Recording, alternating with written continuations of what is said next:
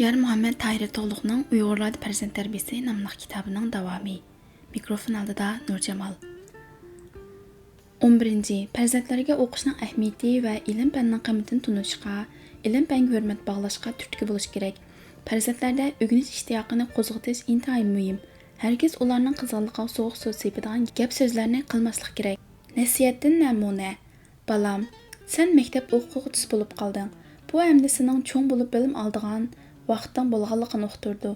Maktab degan san bilim o'qitadigan bog'cha. Muallim bo'lsa, mehribon ustoz. Sen maktab orqali o'zingni haqiqiy tuniy olaysan. Mukammal odam bo'lish shartini hozirlay olaysan. Sen qanchalik bilimliksan, elga shuncha foydalisan. Qanchalik nodonsan, elga shunchalik eg'ir yuksan. O'zingga o'zing ham ofatsan. Bu dunyoning qonuniyatlari haqida qanchalik ko'p bilishga ega bo'la olsang, shuncha erkinlashsan. O'zing to'g'risidami cho'nqur tushunish hosil qila olaysan. Sen nima tushunmasang, shu narsa menga yetkil bo'lmaydigan qirg'oq bo'lib qilaveradi. Balam, dunyoda bilgil bo'lmaydigan narsa yo'q. Bizda bilolmagan narsalar nihoyat ko'p. Odam degan hech bo'lmaganda o'zining tarixi, madaniyat tarixi, axloq fazilat tarixi, milliy an'anasi va o'z davridagi ilm-fanning umumiy yuzlanishi to'g'risida belgilik tushuncha ega bo'lmasa, uni mukammal odam degil bo'lmaydi. Bilim dengiziga kirishning va muvaffaqiyat qirg'og'iga chiqishning birdan-bir yo'li o'zliksiz o'rganish va o'zliksiz izlanishdir. Bilim degan chaynab yugizib qo'ydigan emas. U zo'r mushaqqat bilan egallaydigan boylik. O'rganish va bilish odam uchun majburiyat emas, balki u zaruriyat. Sen hargizmi biz uchun, mualliming uchun o'rganmaysan, o'zing uchun o'rganasan. Sen bilsang, bilim o'rganish kundalik osh tomoqdimi muhim. Chunki tomoq yeyish sening faqat hayot turishingga kafolatlik qildi. Bilim bo'lsa, sening tirik o'lik bo'lib qolmasligingga, odamiyligingdan mahrum bo'lmasligingga kafolatlik qildi. Odamning muhim alohidaligi bilish, fikr qilish, izdanish. Bilish, izdanish, fikr qilish bor yerda taraqqiyot bor. Fikr va izdanish bor yerda hamma odam bor. Agar fikr qilish, izdanish va bilishdan mahrum bo'lsang, insoniy alohidaligingdan mahrum bo'lasan. Balam, sening ko'zing ochilib, aqlingga kelib qildigan birinchi ishing o'zingning odam ekanligini tunish bo'lsin. Odam faqat o'zini haqiqiy tunib yetgandan boshlabla haqiqiy hayotga qadam qo'ya oladi. Bilsang, inson bolalarining hammasi asli buyuk bo'ldi. Faqat ularni bir-biridan ayirib turadigan bir narsa bor. Uning nimaligini bilamsan? U amal mansabmi emas, pulmi emas, balki ilm. Bilimlik bo'lsang, hamma yerda ulug' va buyuk sanalasan. Bilimsiz bo'lsang, xor va e'tiborsiz qaralsan. Nodonlikning yildizi shunchalik qabatlikki, u yo'qolish, halokat manbasidan suv ichidi. Bilimlar seni yuksaklikka yetkazadi. Balam, sen insoniyat tarixida yashab o'tgan shuncha son-sanoqsiz odamlarning qaysi birisining boy bo'lganligi yoki cho'ng amaldor bo'lganligi uchun keyingi avlodlarning qalb xotirasi saqlanib qolganligini bilamsan? Ularning mol dunyosi va amaldorligi ularni bu dunyodan ezdiraksiz yer yutib ketishni to'sa oldimi? Yo'q. Balam, mol dunyo, amal mansab o'tkinchi narsa. Ilm ma'rifat mangulik. Ko'rmadingmi? Tarixda o'tgan nurg'un ilm egillari o'zlari qoldirib ketgan qimmatli tuhfalar bilan avloddan avlodga el qalbida yashab kelyotdi. Ular qoldirib ketgan qimmatli kashfiyotlar va ulug' asarlar kishilarga ma'naviy oziq bo'lib yo'l boshlamoqda. Shu ularning jismi to'piq aylangan bo'lsa-mu, ruhiy mangu hayot.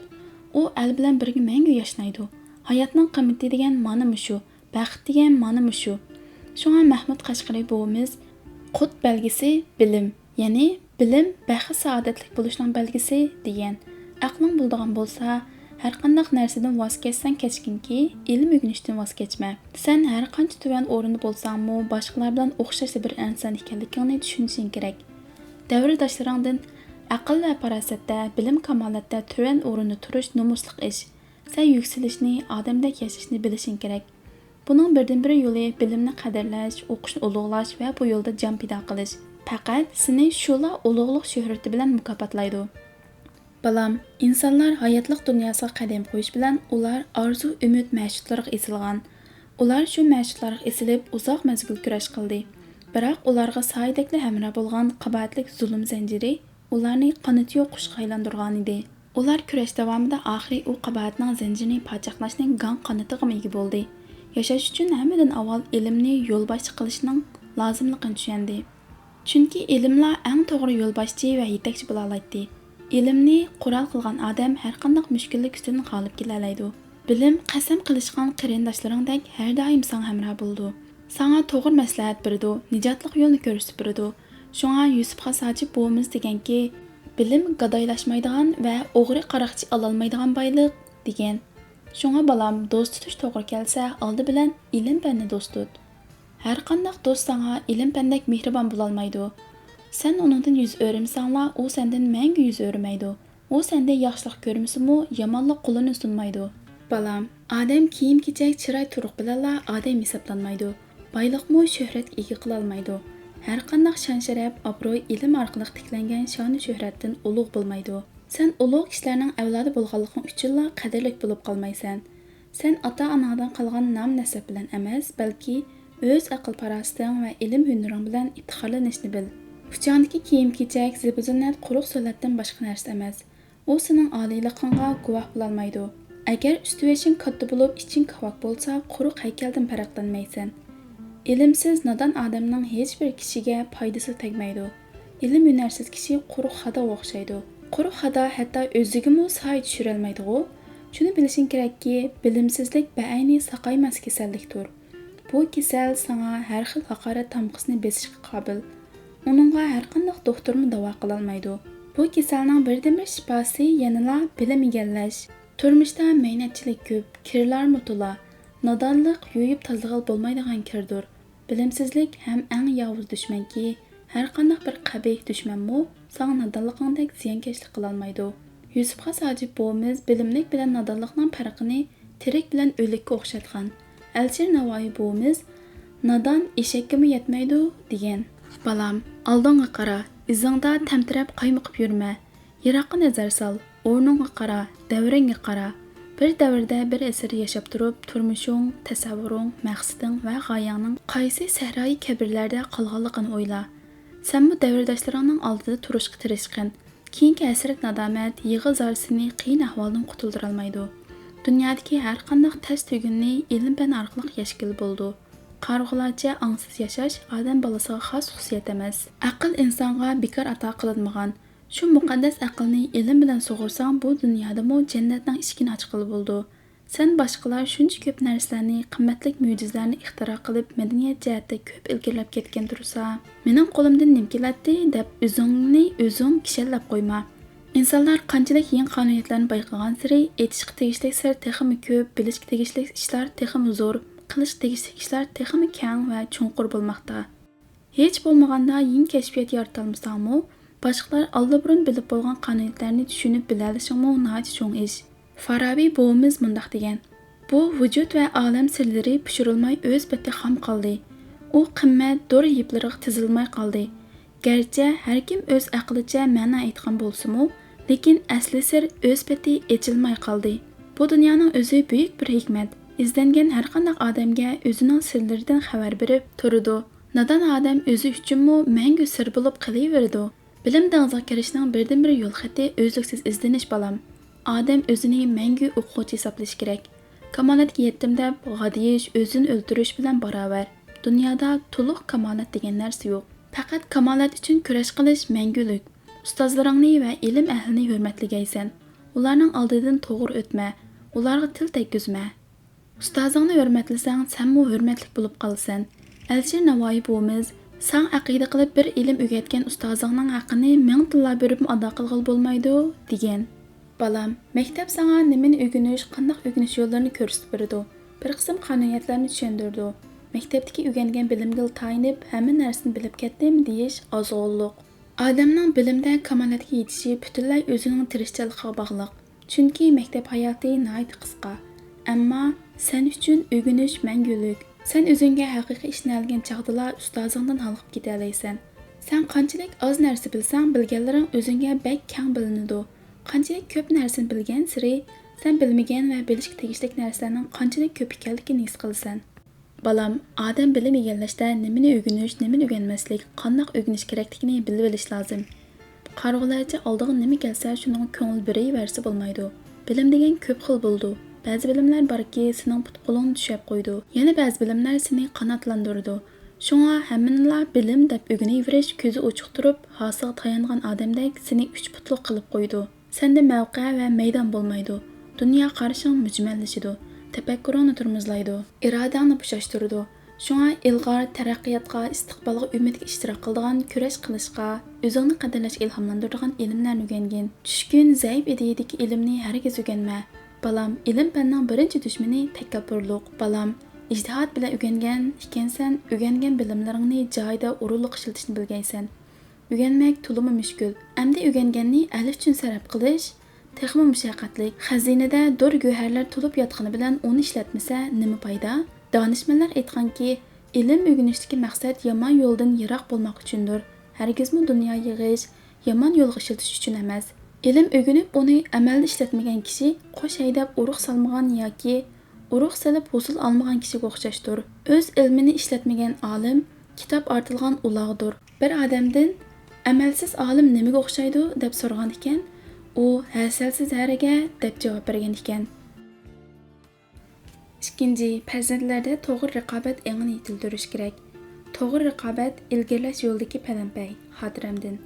İnsanning to'g'ma aloyidligidan biri manfaatparastlik. Shuning uchun kichik bolalarda bo'lsin, cho'nglarda bo'lsin, manfaat engi bo'ldi. Bu vaqt bolalarmi hatto o'ziga tava deb qaragan narsalarni boshqalarga berishga ko'nmaydi. Boshqalar qo'ldagi narsani zo'rlik bilan elib olsa, yig'laydi. Maktab yoshiga kirgandan keyin o'rganish davomida saboqdoshlar aro raqobat eng o'sib boradi. Biroq yana ba'zi bolalarda raqobat engi tuarak bo'ldi. Undaq bolalarning ilgirlash ruhi va irodasi tuarak bo'ldi. Natijada o'zi orqada qolamdi, boshqalar o'zini eshib ketamdi, parvosiz muomala qildi. Xalqimizning bola tarbiyalash an'anasida bu vaqt chig'idan tortib shaxsiyatchilik engini yo'qotishga tirishadi. Masalan, agar bu vaqtlarning qo'lida bir narsa bo'lsa, "Akilang, qo'lingizdagini menga bering" deb erkiltidi. Ba'zi bolalar darhol tanlaydi, ba'zi bolalar boshqalar elib olmasin degandek darhol qo'lini tortadi. Bu vaqtda ana, "Bering, u adash emasmi, ochash emasmi, ukash emasmi, mening bolam yaxshi biridu" deb ularning qo'ldagi narsani boshqalarga berishga ilhomlantirdi. Ondan bola qo'ldagi narsani boshqalarga sunadi. Bu Uyg'urlarning an'anaviy farzand tarbiyasi davomida shakllangan bir yaxshi san'at. Agar ota-onasi qo'lindagi narsani hargiz bir kimga bermaydimu deb topilgan bo'lsa, u bola hargizmi qo'ldagi narsani boshqalarga bermaydi. Xo'sh, mushundaq psixik jarayon tajriziy holda bolalarda raqobat engi va manfaatparastlik engidan iborat ikki xil xarakterni yetildirdi. Agar bu jihatdan to'g'ri va ilmiy yetaklash bo'lmaganda, manfaatparastlik engi texmi cho'nqurlashib, saboqdoshlar bilan dushmanlashib qoldigan, chiqisholmaydigan, qo'ynildigan bo'lib qoldi. Hatto ba'zi ichki kuchlik bolalar darsda keynida qolsa, boshqalarga yetisholmasa, o'zichilar maktabdan qochadigan ahvollarmi yuz berdi. O'rganishda yaxshi oldida mangan o'quvchilar maktabga berishga oldiraydi. Maktabdan qochgan bolalar boshqalarning keynida qolganligi. Shu sababli ko'proq tanqid anglab saboqdoshlarining oldida g'ururi azor yeganlik uchundir. Shunga ota-onalar bolalarga kichkidan tartib ikki yoqlama tarbiya berishga odatlanish kerak. Biri ularda keng qo'rsaqlik, sabrchanlik va chidamchanlik bo'lish, yana biri kuchlik raqobat engi bo'lish. Buning uchun ota-onalar bolalarning ruhiy holatidagi ziddiyatning tub sababini sabrchanlik bilan bilishi, shuning asosan nasihat qilib bolalarni qoyil qilish kerak. Yana boshqalar bilan dushmanlashish va boshqalar bilan ziddiyatlashga sabab bo'lgan gaplar bilan bolalarning sabiy qalbiga ziddiyat urug'ini chechib qo'yishga texim bo'lmaydi. Agar farzandlarni to'g'ri, odil bo'lgan raqobat engiga yetaklamaganda, oxirgi hisobda bolalar cho'ng bo'lib, shaxsiyatchilik va qor niyatlikni to'g'ri raqobat o'rniga dasitdi. Natijada o'zining ilgirlash yo'lini o'zi qashqalab qo'ydi. Ko'ralmaslik, hasad va fitna fasodga odatlanib qoldi. Bolalar go'dak chog'larda "Balam, o'zingdan umidsizlanma, ozroq tirishchilik ko'rsatsang, senmi boshqa saboqdoshlaring o'xshash ilg'orlar qatoriga kira olaysan. Ilg'or bolalar bilan aralashib ulardan o'rgangin. Agar ularga o'chmanlik qilsang, ko'zi kichik, ko'ralmas, ichi tor, iqtidorsiz odam qatoriga kirib qolasan. Saboqdoshlaring yaxshi natijaga erishgan bo'lsa, ulardan xushal bo'lgin. Ular sizlarning sinfinglarning shon-sharafi bo'lgan ekan, u ham sening shon-sharafing" deb nasihat qilish kerak. Agar namunachi bolalar chekinib ketib qolsa, "Balam, bir odam mangu ilg'or bo'ldigan, yana biri mangu orqada qolgan ish bo'lmaydi. Ularmi ilg'orlar qatoriga kirish uchun tirishida emasmi? Ilgirlash degan shunday bo'ldi. Uningdan maysinib ketishga bo'lmaydi. Saboqdoshlaringning sendan eshib ketganligi bu senga texim zo'r ilhom va turtki bo'ladi. Sen bo'lsang, sendan eshib ketgan saboqdoshlaringni olqishla va chin ko'nglingdan tabrikla" deb tasalli berish kerak. Farzandinglar Qur'onga yetib qolganda, "Balam, bizda eshakdan qolsa qulqini kes" degan gap bor. Sen o'zingga qattiqroq talab qo'ygin. Sendimi boshqalarga o'xshash aql farosat bor. Tirishçanlıq ko'rsatadigan bo'lsang, hargiz mag'lub bo'lmaysan. Boshqalar bilan dushmanlashma, ham put tepishma. Boshqalarga o'rgolash xiyolidami bo'lma. O'zing ishonching bo'lsa, shon-sharaf va nom-obro'yini boshqalarning murisiga dasab yoki ularning putiga put qo'yib turib emas, balki yurakingni alqining elib qo'yib tiklagin. Kam qo'rsaqliq inson uchun bir boyliq. Aqlliqlarning qalbi mana shunday bo'ladi. Har qanday ishqa g'ayrat, shijoatingga tayinib tutish qilmasang, har qachon tafakkur kamaring uzilib qilib, titirgan suda aksingni ko'rolmagandek, yaxshi tadbir xotirang aynigida ko'rilmaydi.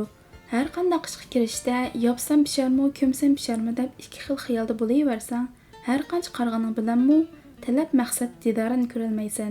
Aql lavhasiga har qancha qarg'aning bilanmi uningga maqsad raqamini uyolmaysan. Agar o'zingda boshqalardan o'tib ketgidek mador va iqtidor bo'lmasa, ularni qo'llab, ularga keng yo'l ochib bergin balam deb nasihat qilinglar. Uyg'urlar farzand tarbiyasi nomli kitobning 4-bobining 1 va 2 qismidagi mazmunlar o'qib tugatildi. Keyingi qismlari davomli huzuringizda bo'ldi.